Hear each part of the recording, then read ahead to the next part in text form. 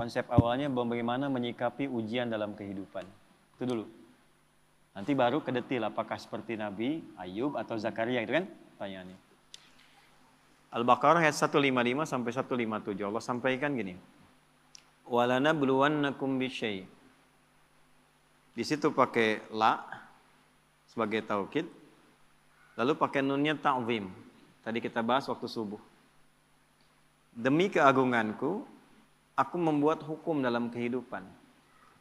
Setiap hambaku yang ingin sukses, dia mesti mengeksplor kemampuannya meraih kesuksesan itu dengan melewati tahapan-tahapan kehidupan. Itu yang kita sebut ujian. Sebab kalau tidak diuji, tidak mungkin kita bisa meraih apa yang kita harapkan. Anak-anak mau jalan kan latihan dulu. Mau bicara latihan dulu. Anak sekolah lulus latihan dulu. Itu hukum kehidupan. Dengan berlatih itu semua potensi di diri kita hidup. Itulah adilnya Allah. Kalau nggak dibegitukan, ini nggak kuat nih. Kaki nggak kuat jalan. Tangan nggak berfungsi. Otak nggak berfungsi. Dibuat sistem kehidupan kita itu berjalan. Lewat apa? Ujian. Jadi sebetulnya ujian-ujian yang kita hadapi itu satu secara fitrah Allah siapkan untuk memperkuat diri kita dan sistem bagian tubuh kita. Satu itu. Yang kedua, ujian hidup itu sebetulnya mengantarkan kepada setiap harapan dan kesuksesan yang ingin kita raih. Jadi kalau kita berdoa nih, Allah kasih hukum gini. Ya Allah, saya pengen lulus ke kampus A. Bagaimana jalan ke sana? Nah, itu sistemnya ada ujian khusus tuh. Ini yang dipelajari. Kamu tingkatkan belajarnya begini, ya, spend waktunya seperti ini, atur waktunya begini, yang dipelajari begini, mekanismenya diberikan instrumennya kepada kita. Otaknya dikasih, jalannya dikasih, pikirannya dikasih, hidup semua itu. Jadi kalau cuma pengen lulus tapi nggak ikut sistem ini, nggak akan masuk. Bisa ya? Nanti sama semuanya. Yang pengen pintar ada jalannya, yang pengen kerja ada, yang pengen sukses ada, dibuat sistem seperti itu sehingga sibgoh kehidupan dunia kita untuk tatanan kehidupan ini semua hidup. Ya, ide muncul, pembangunan muncul, kreativitas muncul. Maka Allah sampaikan, walanabluwannakum bisyai'. Semua orang yang hidup, yang ingin mengharapkan sukses, ingin berhasil, pasti akan melampaui dan melewati ujian-ujian dalam kehidupan. Contohnya apa? Kegelisahan. Ju', rasa lapar. Bisa diartikan aset yang berkurang. Ya, naik turun dalam kehidupan. Kemudian naqsi minan amwal, yang tadinya naik, matang, turun. Ya, itu diuji itu supaya apa? Ada dua tuh. Ya, satu supaya kemampuan potensi kita itu hidup lagi. Kalau nggak gitu nggak keluar ide-ide kita itu. Nggak keluar kemampuan kita. Makanya uniknya perusahaan-perusahaan hebat kadang-kadang bikin studi, bikin masalah. Coba cari perusahaan besar itu. Kadang-kadang bikin masalah dulu nyelesain sendiri. Supaya apa? Muncul ide baru. Nah, Allah sudah bikin fitrah dalam hidup. Diciptakan itu supaya semua potensi kita keluar. Yang kedua, sebetulnya jawaban dari doa kita. Nggak ada satupun ujian kecuali sesuai dengan permintaan kita. Itu adilnya Allah. La yukallifullahu nafsan illa usaha. Allah nggak mungkin nguji kecuali sesuai kemampuan yang jadi kebutuhan kita. Apa butuhnya, apa pengennya, sesuai sifat ujiannya. Jadi kalau Anda sekarang mengalami masalah, sebetulnya masalah itu disiapkan oleh Allah untuk mewujudkan doa-doa kita. Harapannya pengen apa, ini ujiannya. Dan kita mampu melakukan itu.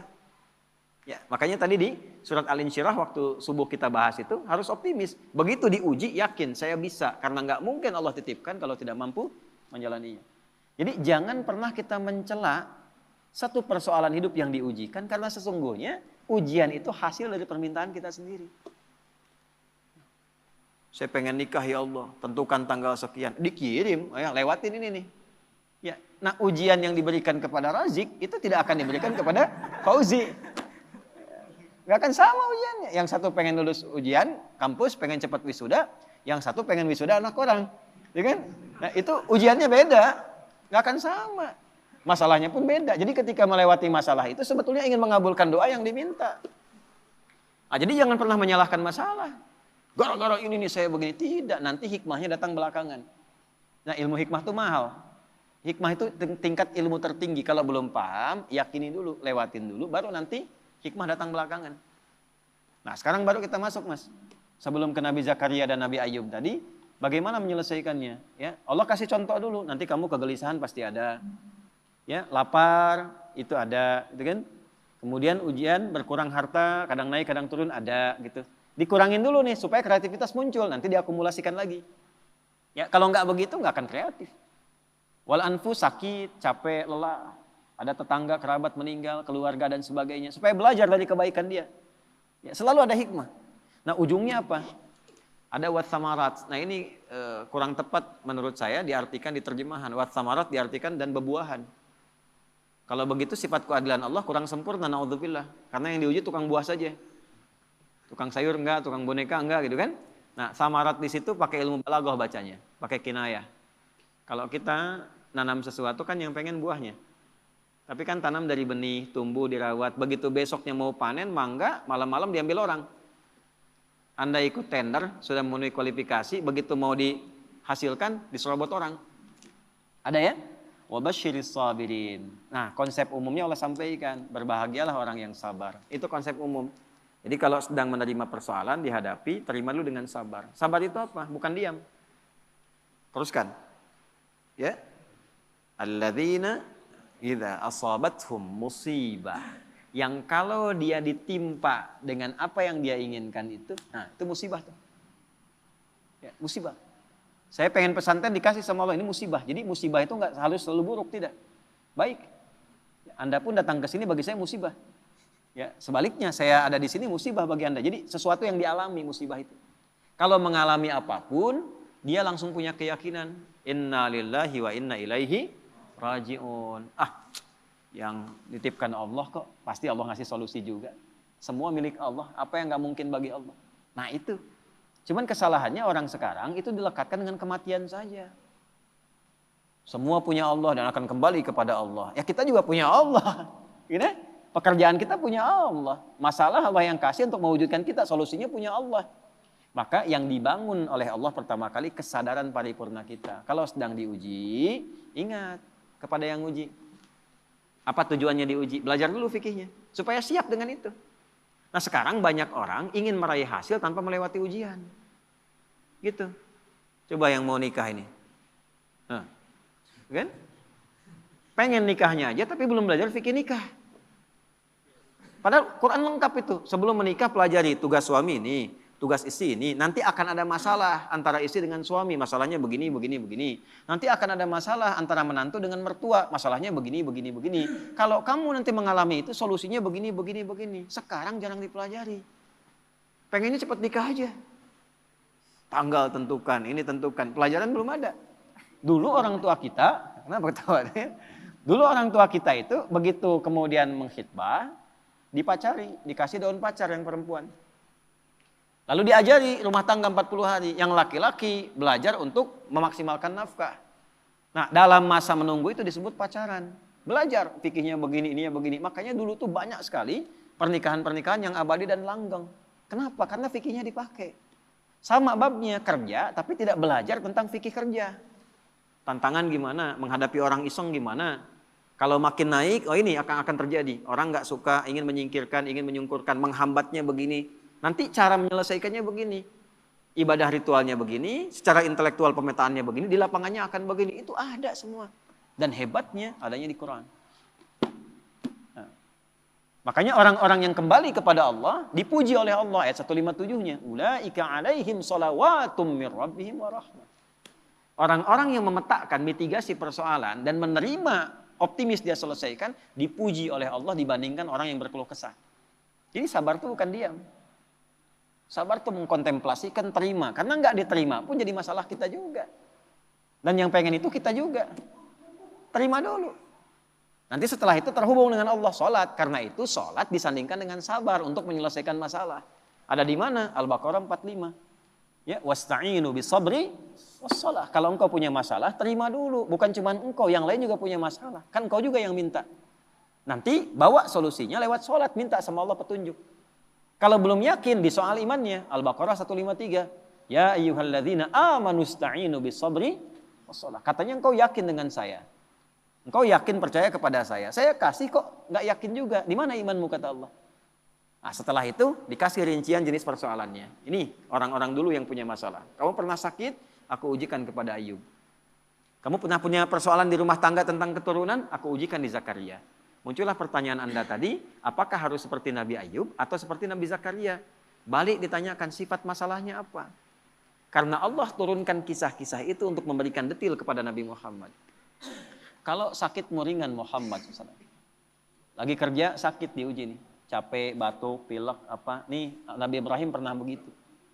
Kalau lagi berangkat dakwah, capek, lelah. Bukan cuma kamu yang lelah Muhammad. Ibrahim dulu lelah juga. Turunlah Quran surah misalnya ke-26 ayat 80. Wa idza maridtu fahuwa yashfin. Kalau saya sedang tugas pegal-pegal dikit pasti Allah sembuhkan. Sambil dipegang. Kalau lagi dakwah suara hilang, ya wa idza maridtu fahuwa yashfin sambil dipegang. Kalau sakit pasti disembuhkan. Yang nugaskan Allah, yang ngasih jalan Allah, yang nguji Allah, pasti yang ngasih solusi Allah. Pernah nggak begitu? Ya. Capek nih, oh nggak jamaah nggak jadi. Capek nih, kajian batal. Capek nih, baru mendung dikit, padahal belum tentu hujan. Yang dipasang malah status. Jakarta macet, ya. Berangkat enggak, padahal belum tentu ketika dia jalan itu macet. Nah ini satu mas. Nah kalau sakitnya demikian parah, sampai diuji dengan yang luar biasa, Allah kirimkan kisah. Wa ayyuba idna ada rabbahu anni masani yadurru wa anta arhamar rahimin. Ayub itu satu kaya, kedua sukses, ketiga soleh, ideal sekali. Kaya, istri cantik, anak 12. Aset banyak. Asetnya banyak. Kebun, termasuk paling kaya. Soleh. Berbaginya, nabi lagi. Setan mengajukan permintaan kepada Allah untuk menguji Ayub ini, menggoda Ayub dengan 3 sifatnya sekaligus. Menghilangkan kekayaannya, menghilangkan keturunannya, menghambat kesolehannya. Tapi diizinkan oleh Allah untuk memberikan satu hikmah dan petunjuk kepada umat di masa depan. Kalau diuji dengan yang seperti ini, zikirnya begini. Pertama, minta kepada Allah supaya semua aset kekayaannya habis dalam sehari. Maka dalam sehari ternaknya mati semua, kebunnya kebakar semua habis. Dalam sehari.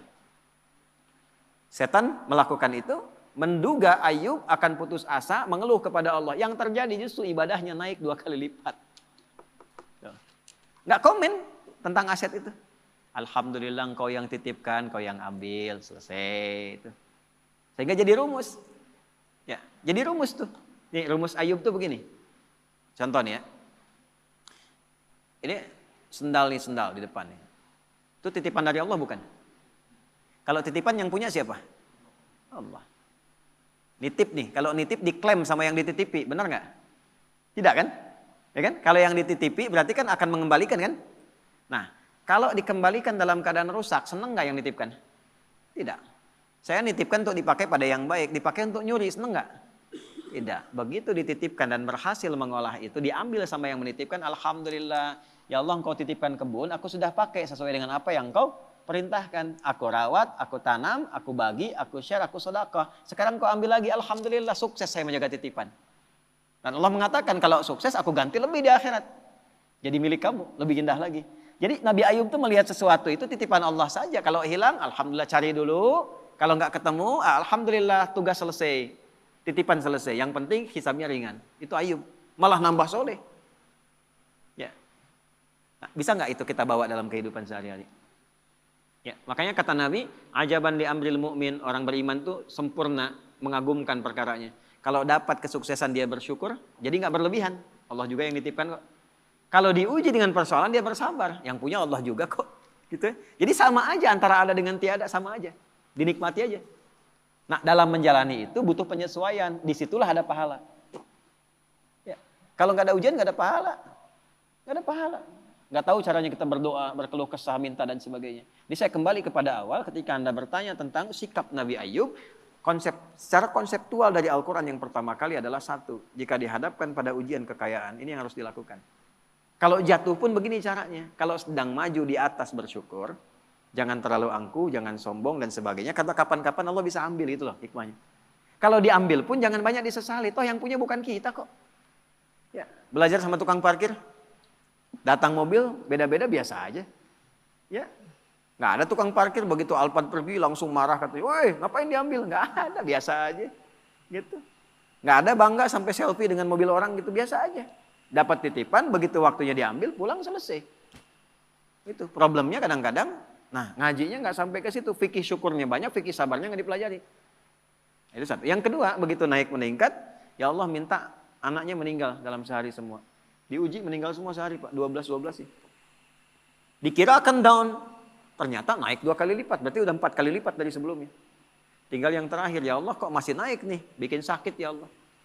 Saya minta ngajukan yang terakhir sakit. Yang sakitnya tidak pernah dialami oleh orang sebelumnya, nggak akan dirasakan oleh orang setelahnya. Ya. Istrinya datang mengatakan, Pak, kenapa nggak memohon pada Allah sembuh? Ditanya balik, kita itu senang, sehat, syukur berapa lama? Dijawab kurang lebih 20 tahun. Ada riwayat mengatakan 70 tahun. Sekarang diuji dengan hilang ini, ujian sabar dan saya sakit berapa lama? Ada riwayat mengatakan 7 tahun, ada riwayat mengatakan ya, sekian belas tahun. Kata Ayub begini, nanti aja kalau ujian sabarnya sudah sama dengan ujian syukur, baru saya minta sama Allah. Malu, dikasih 20 tahun senang, kaya, baik, kan? Tapi baru dikasih masih 15 tahun, 7 tahun dalam riwayat sebagian mengatakan, baru dikasih segini kita sudah mengeluh. Ntar aja kalau sabarnya udah sama dengan syukur sehingga seimbang. Tapi ketika sakitnya sudah mengganggu beliau untuk melaksanakan rutinitas ibadahnya. Tadinya masih bisa bangun, sekarang sakitnya sudah nggak bisa menahan berdirinya. Sholatnya sudah susah dan sebagainya. Baru Ayub minta kepada Allah. Dibukalah dengan fathah, bukan dengan dhammah. Kita tahu yang ngaji nahwu, setiap kalimat dalam bahasa Arab digunakan dhammah di awalnya, namanya mubtada. Tapi khusus ayat ini pakai fathah. Wa ayyuba, bukan wa ayyubu. Fathah itu membuka sesuatu sebagai inspirasi. Wa ayyuba. Dan aku buka kisah Ayub sebagai inspirasi untukmu. Kalau engkau mengalami persoalan yang sama, lakukan seperti Ayub menjalaninya. Idznada rabbahu anni masaniya dhurru wa anta arhamur rahimin. Ketika Ayub bermohon kepada Allah kesembuhan untuk ibadahnya, bukan sekadar sembuhnya. Anda sakit berobat ke dokter. Pengen sembuh atau pengen dekat sama Allah? Beda tuh. Ya, saya sakit nih. Diberi sakit oleh Allah nih. Minta sembuh. Semua orang minta sembuh yang sakit. Tapi jarang ada yang minta sembuh untuk meningkatkan ibadahnya kepada Allah. Ya Allah saya pengen sehat supaya tahajud. Ya Allah saya pengen sehat supaya pengen baca Al-Quran. Tarik ke situ. Nah ketika ditarik ke aspek ibadah, apa yang terjadi? Ya. Dan kalimatnya indah. Wa anta arhamur rahimin. Ya Allah, aku pengen meningkatkan ibadah kepadamu, tapi penyakit ini menghambat, sedangkan kau yang paling sayang kepadaku. Kalau dengan yang paling sayang tidak mengabulkan, kepada siapa lagi aku mesti minta? Itu pakai fa, subuh tadi kita belajar. Fastajabna, nggak pakai jeda, langsung dijawab.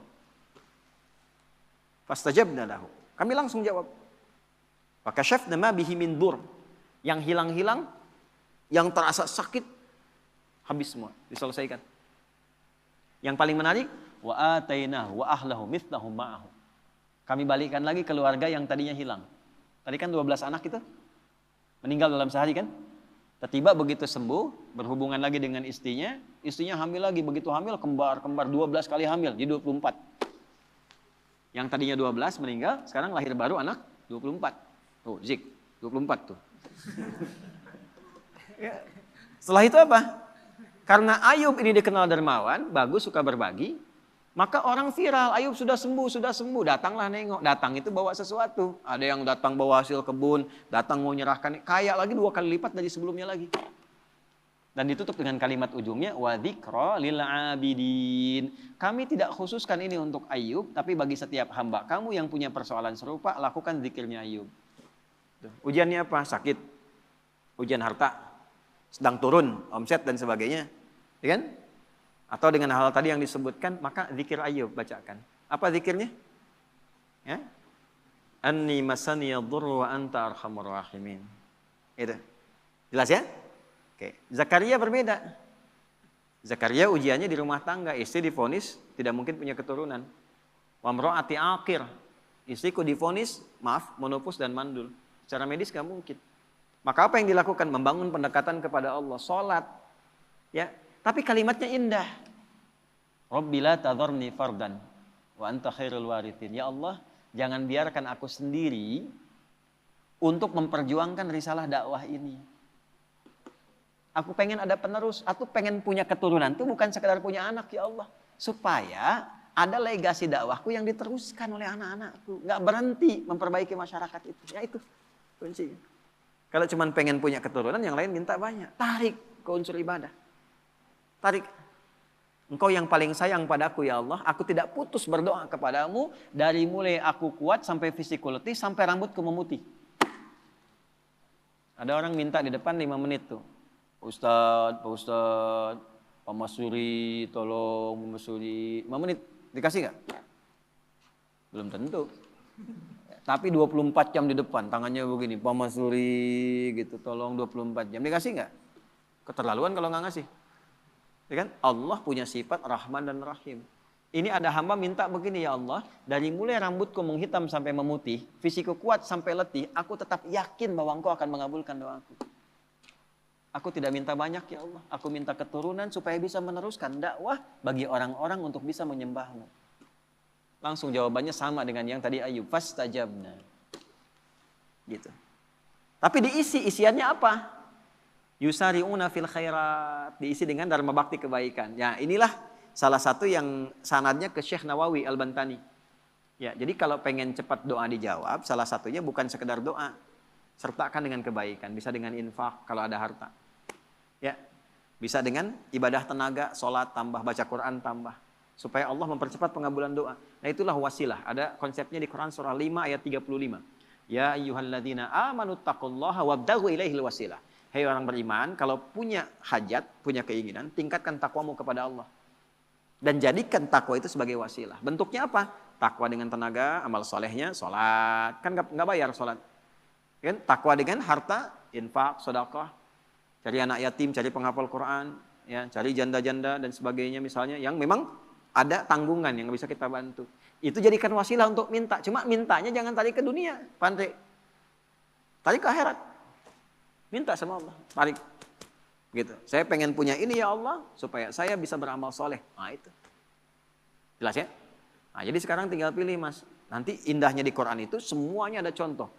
Nabi Ibrahim ada persoalannya. Nabi Nuh ada persoalan. Semua nabi yang ada di Quran itu semuanya ada hikmahnya. Dan akumulasinya ada pada kehidupan Nabi Muhammad SAW. Maka kesimpulan Quran cuma satu untuk Nabi Muhammad. Laqad kana lakum fi Rasulillahi uswatun hasanah.